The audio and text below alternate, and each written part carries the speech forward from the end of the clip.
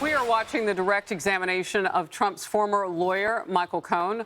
The trial hindering Trump's campaign efforts, but not stopping them. If you saw it, you know what we're talking about. The former president held a massive rally in Deep Blue, New Jersey. Full disclosure, yes, that's my home state. It happened over the weekend, and I wear a lot of, red there, and white and blue, all the colors, but that state is cobalt. A crowd reported in the tens of thousands came out to hear Trump's message for America. Whether you're a Republican, conservative, independent, or even a registered Democrat, I'm asking for your help in saving America. Our country's in trouble. We don't have to agree on everything, but we can agree that we want strong borders, not open borders. We want the American dream, not the Biden inflation nightmare. Instead of Joe Biden's weakness and chaos, we want peace through strength like we had it just 4 years ago. On day one, we will throw out Bidenomics and we will reinstate Maganomics. And we're going to bring manufacturing, tourism, and other industry back to New Jersey like it's never seen before. We will make America wealthy again. We will make America strong again. We will make America proud again. We will make America safe again. And we will make America great again. God bless you all. Let's win this state. We're going to win it. And if that extraordinary rally did not have the Biden campaign concerned, I'm sure they're staying up at night over these new poll numbers. They show Trump leading in 5 battleground states, all of which Biden won in 2020. So that would be a flip, including a double-digit lead in Georgia and Nevada. Trump touted those polls just today outside the courthouse. So thank you very much. Greatly appreciate you being here. The New York Times just came out with a poll. It shows us leading everywhere by a lot. This is the cover story. And I think you'll find it very interesting, but I'm sure you've all read it. Leading in Wisconsin, Pennsylvania, Arizona, Michigan, Georgia, and Nevada. Nevada, we are leading actually by 12 points, which is generally a Democrat state. I think we're probably leading in New Jersey.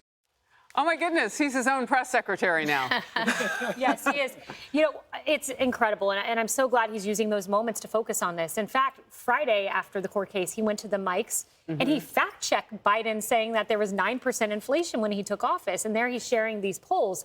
I would argue these are the best polls Trump has seen. They're swing state polls. But one of the most encouraging things about these polls is there have been some that show those who have voted previously support Biden, whereas those who've never voted, new voters, are supporting Trump. This poll, even when you change from registered to likely voters, Trump is winning 5 of the 6 swing states. He's winning young people. He's 3 points behind among Latino voters.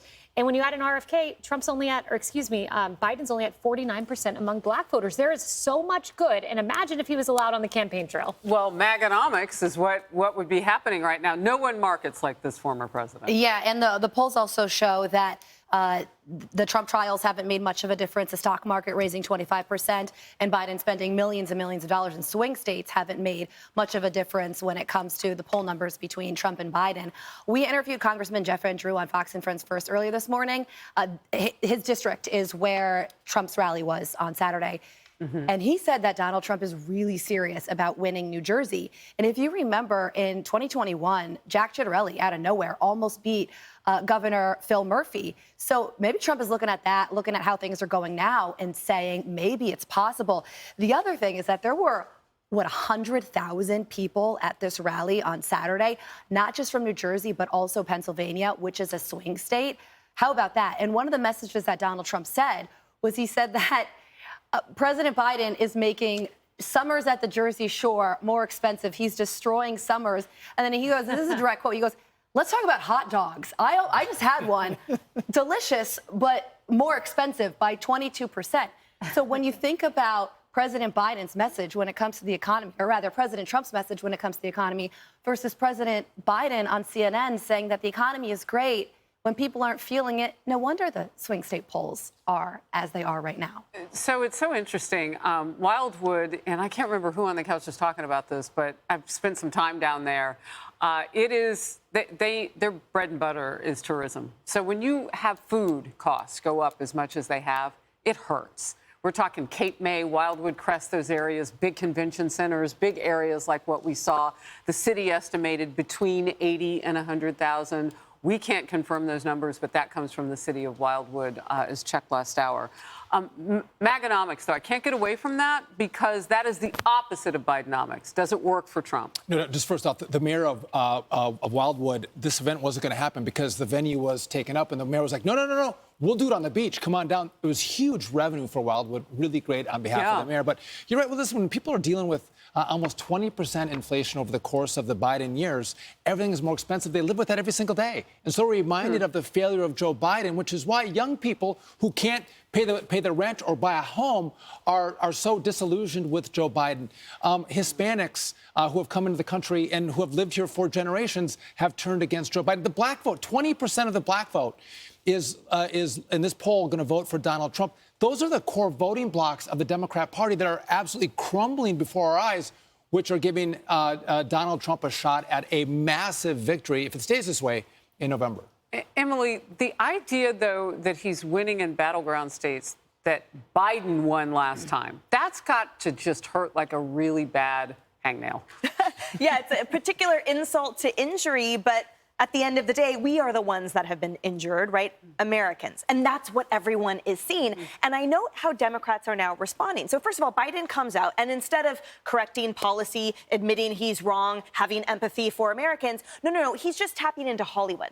So all of a sudden, the Democrat Party has tapped into George Clooney and Julia Roberts and people who this administration sort of tout as these megastars to message the gaslighting, to message, oh no, your costs haven't go up. You don't feel the stress at the pump or at the grocery store. No, nothing to see here because this person you see on movie screens when you are entertaining yourself to get away from reality for an hour and a half is telling you such. I know James Carville has said, look, clearly, everything we are throwing at this is not working. In fact, it is backfiring. And we've seen this as we, to use the movie analogy, are watching. We've seen an administration and a Democrat Party who has utterly failed with their policies. And as such, not only has their support crumbled, but this country has crumbled. And now, as part and parcel of that, they have attacked their political opponent with lawfare and politically motivated criminal lawsuits that everyone is seeing. So now on top of that, of course the voters are leaving. Of course they are flocking to common sense. And no movie star's messaging is going to change that. Wow. You just did the closing message. I love it.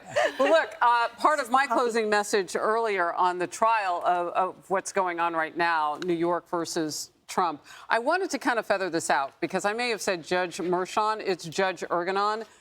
And he, you will remember, is the judge in the civil fraud New York case, also here in New York, that's already been adjudicated. He's actually being investigated for having discussed the Trump trial potentially with a real estate attorney.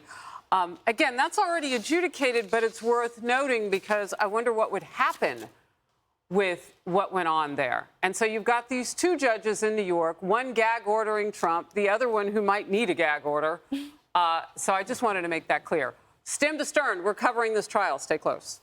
Hey everyone, I'm Emily Campagno. Catch me and my co-hosts Harris Faulkner and Kaylee McEnany on Outnumbered every weekday at 12 p.m. Eastern, or set your DVR. Also, don't forget to subscribe to the Fox News YouTube page for daily highlights.